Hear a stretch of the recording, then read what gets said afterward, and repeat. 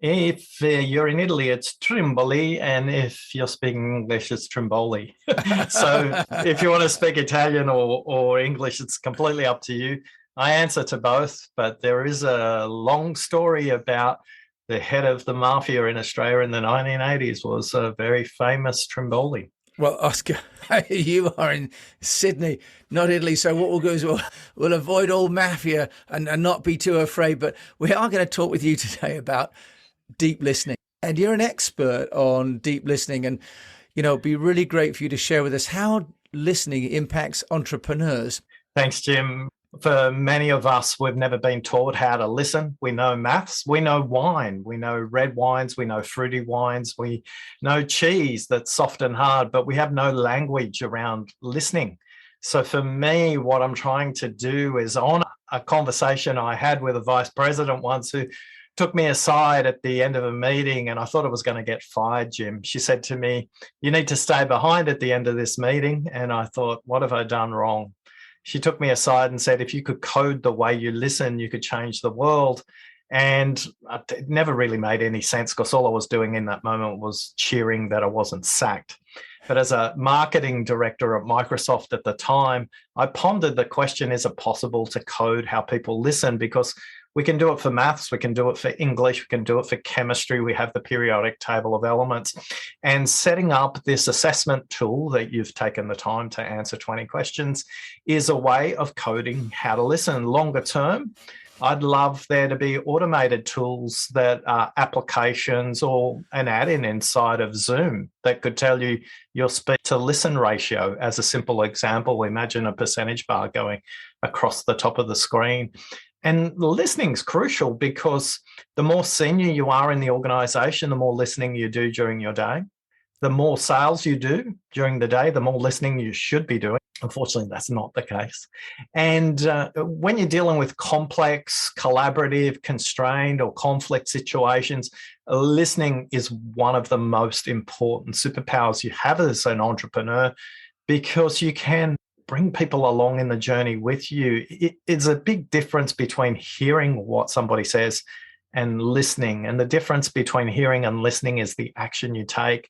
So a lot of employees get frustrated with business owners who keep telling the business owner the same thing and the business owner doesn't do anything with it. Listening is when you act on it. So do you want to just take us through the 4 different kinds of listening you've got, Oscar? Again, I'm not going to tell you which one I am. I'm going to try and choose the best one, but I'm sure you'll be able to see my results. But take us through the 4 different types, Oscar. Yeah, so the history of this assessment, we have done a lot of work with behavioral scientists, market research companies, and some computer software people, 2.5 years with some academics to not only create a quiz, but to prove it's valid across English-speaking cultures. And one thing that's really important to know, Jim, is that listening is situational, it's relational, and it's contextual. So you'll listen differently in many different situations. You'll listen differently to a police officer than you will to a school principal.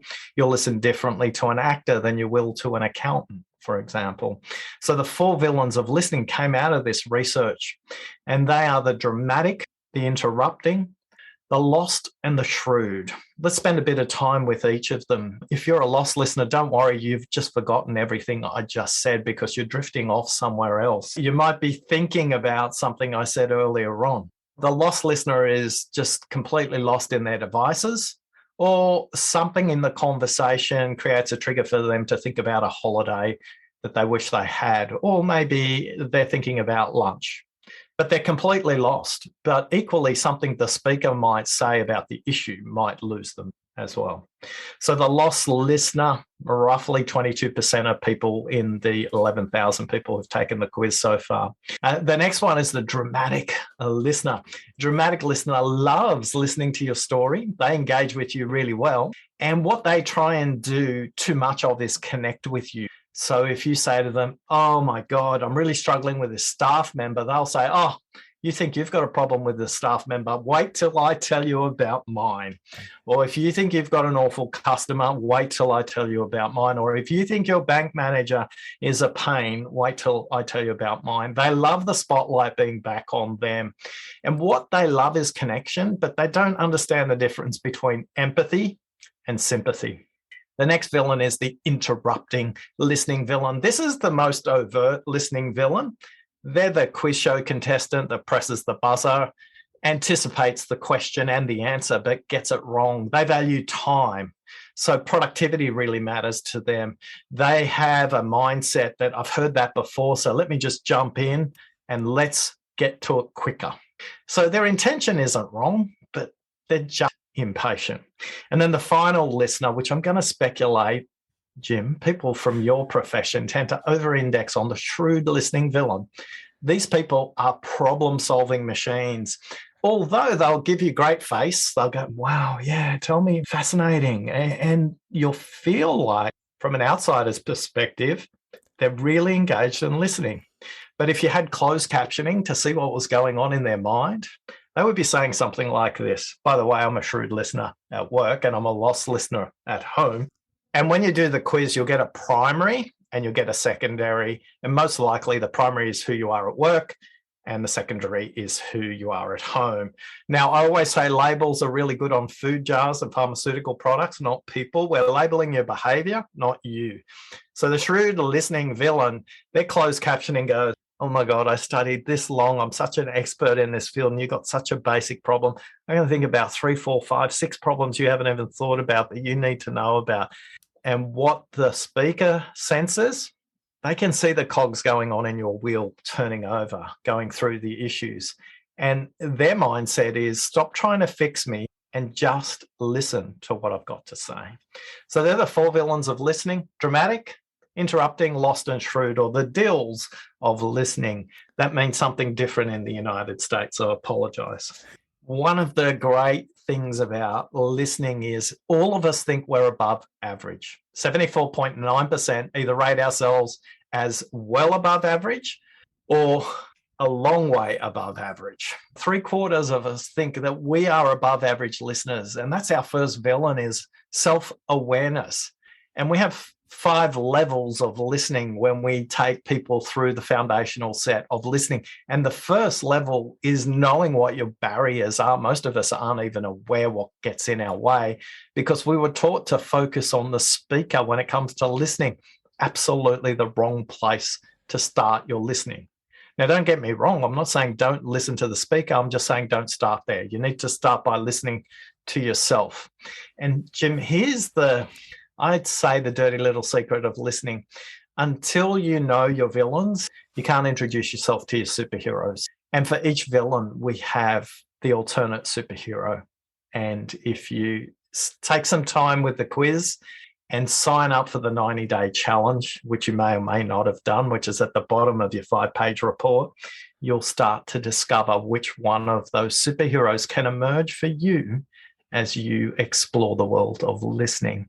Now, Jim, one of the things I would say is if you're an entrepreneur listening to this right now, can I give you a little neuroscience hack that most people don't know? Yes, please do that. Yeah. 3 numbers you need to know: 125, 400, and 900. I speak at 125 words a minute. You can probably speak at 200 words per minute if you're an auctioneer. So if you're auctioning cattle or you're a horse race caller, you can speak at about 200 words per minute. We know you can listen at up to 400. We know that blind people can listen to audiobooks at 3 times speed and have complete comprehension. So there is a disconnect between the speed at which you listen and the speed at which they talk. So genetically and neurologically, you will get distracted.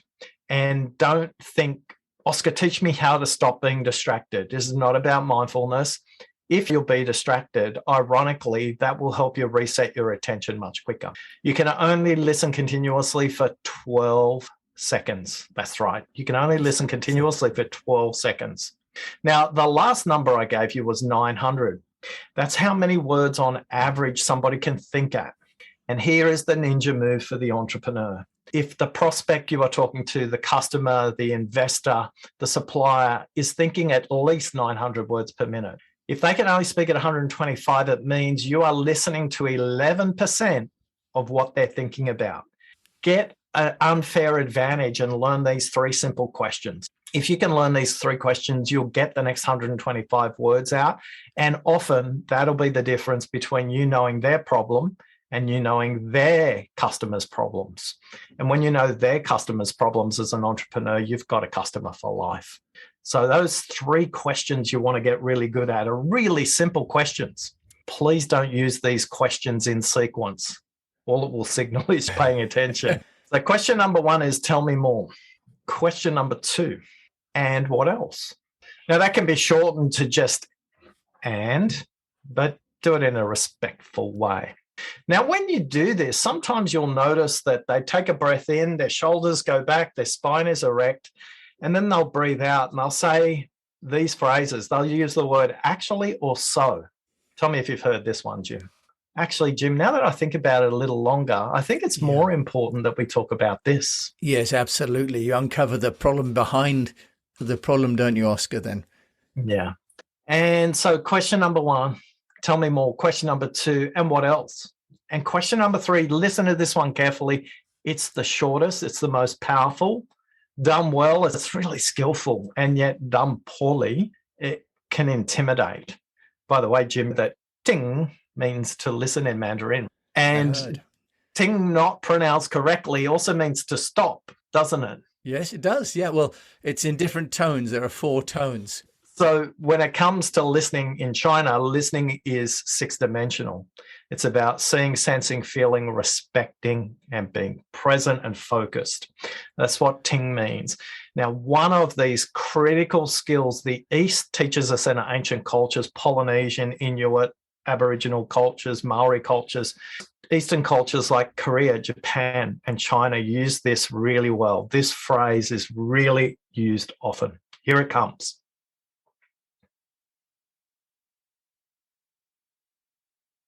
Now, don't worry, nothing went wrong with any of the recording. There's no coincidence that silent and listen have exactly the same letters. And if you can just practice that, you will listen and hear things that other people will never get told because you took the time to listen to what's not said. And you will uncover much, much, much more than the next person who merely engages in a dialogue with the very first thing people say. Tell me more, and what else? And just pause. In the West, Jim, we've got this weird relationship. We call it the pregnant pause, the awkward silence, the deafening silence.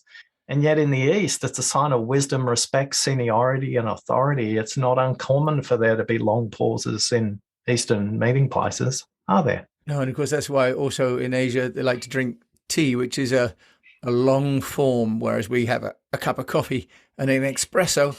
And in China, we'll have a tea that actually you wash the leaves 4 or 5 times before the pot is even finished. Oscar, that's very, very powerful. So we've got 1, tell me more, 2, and what else, and 3, the silence. Of course, if you start the conversation with silence, they might think you're being a bit intimidating, mightn't they? Yeah, and that's the warning or the little caution at the beginning. The last one needs to be used skillfully when you're in some kind of relationship and trust has been developed. But what my clients tell me, particularly those who are entrepreneurs, they often say, oh, I haven't got time for that. All this listening stuff takes time. And I said, so does launching the wrong product. So does losing a great staff member. So does winning a customer where you heard the wrong thing. All of these are really unprofitable ways to spend our day. It's also not a great use of our time and money. So although it takes just a little bit longer at the beginning, what you do is you start to listen to what they're thinking and what they mean rather than merely what they say. Let your competitors listen to what they say. And if you listen to what they mean, you'll have a customer, an investor, a supplier, an employee for life. Oscar, that is such an academically rigorous explanation. It's fantastic and bulletproof. You've obviously been working on this for many, many years. Can we just switch gears just slightly on to you and how you are sharing your message? How does Oscar Trimboli get noticed? share with us your entrepreneurial aspects, because that's also inspirational. I'll tell you about my failures first. I think that's when you meet a real entrepreneur, where they're going to tell you about their failures first up. So I want to zoom you into an industry conference I was attending. It was 7.5 years ago. And next to me was a good friend of mine now, Dermot, originally from Ireland. And we were in this workshop. And I just said, we were asked to share a problem that we're working on. So I was blogging 2.5 years straight, very regularly on the topic of listening. And nobody, not a single person, was engaging with what I was doing. I said, Dermot, you're a wise man. And I'm not going to do his accent any credit. But he basically said, you idiot, if you're talking about listening, you do a podcast, you don't do a blog. If people are interested about listening, they probably want to listen to it. So I started that, another spectacular failure, until I discovered this wonderful book by two authors, Dan Gregory, Kieran Flanagan, called Scared, Stupid, and Simple. And they basically hypothesized that you can do all the ambitious, inspirational and aspirational work you want, but most people relate to their weaknesses more than they relate to their strengths. Thus the villains of listening. So although initially I was writing about the aspirational listening superheroes, nobody could relate to them because they were these artificial gods of listening that nobody really related to. But I have not met a single soul on this planet that couldn't relate to the four villains of listening. I think the thing I do well is publish. Now, does that mean publish a book? No, it just means share your ideas with somebody else. So publishing could be webinars. So I run a community of practice where people on my newsletter list come in once a month, and it's completely free. And I use that as a way to test ideas, new ones and old ones, get feedback from those people. But they also share with me the current contemporary problems they're dealing with in their workplaces. And if I listen carefully, they're giving me gold. They're giving me lots of great opportunity for me to think about. One of the things that emerged was this, that the deep listening playing cards came out of a conversation where people said, Oscar, why don't you put all those tips you talk about into a set of playing cards? So I did. And then somebody else said, hey, Oscar, why don't you make a jigsaw puzzle and make it into a game? So we did. And then why don't we make an assessment quiz? So we did. Why don't you write a book? So we did. Now, did I listen the first time in each of those cases? No, absolutely not. I got my own villains to deal with. I think the thing I've done well, we're nearly 100 episodes on the podcast. We won an award from Apple a couple of years ago for the category we were in because it was such a different take on the communication topic, to talk about listening, to interview expert listeners, to deconstruct what good listening is and how to make that commercial. A lot of the client work that came about only last week in North Dakota and Atlanta. All of those came about from interviews that I'd done 2 years ago and 4 years ago. These people had heard me and continued to follow me, and they were ready to buy this year. I didn't know anything about them. Some of them were on my newsletter list, some were not.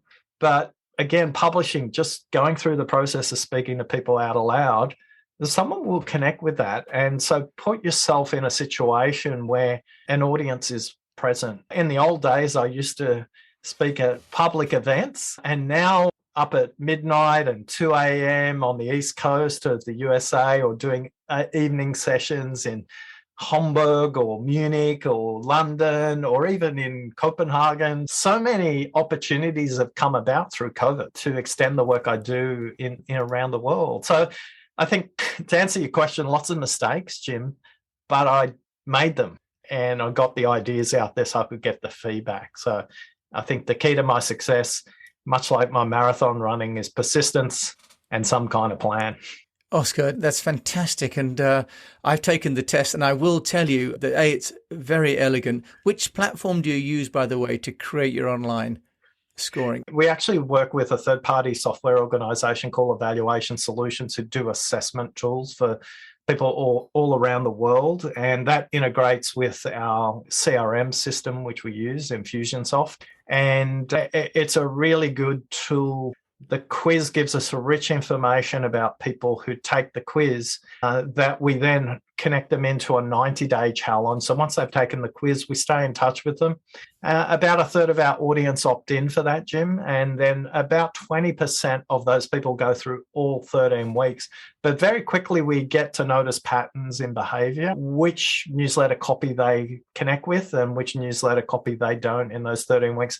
And the 13-week challenge that people are doing now is completely different to the 13-week challenge we did 2.5 years ago when we started this off. Oscar, we could talk for much longer, or rather, I could listen to you talking. And I haven't even said, tell me more and what else. And I haven't done silence. I will just tell you that I was a shrewd listener, or I am in this situation apparently, or today. And a dramatic villain is my sub-villain. So I think I definitely need some superheroes for that. Oscar Trimboli, joining us from Sydney, the listening man. Thank you so much for joining me and sharing all your wisdom today on The Unnoticed Show. Jim, thanks for listening. It's been my pleasure. I've listened and learned. Thanks so much to everyone as well for listening to Oscar Trimboli from Sydney. And I will, of course, put all of his contact details in the show notes so that you can take the test and sign up for his 90-day course. In the meantime, until we meet again, I wish you the best of health, that you are safe, and that you are listening to what's going on around you.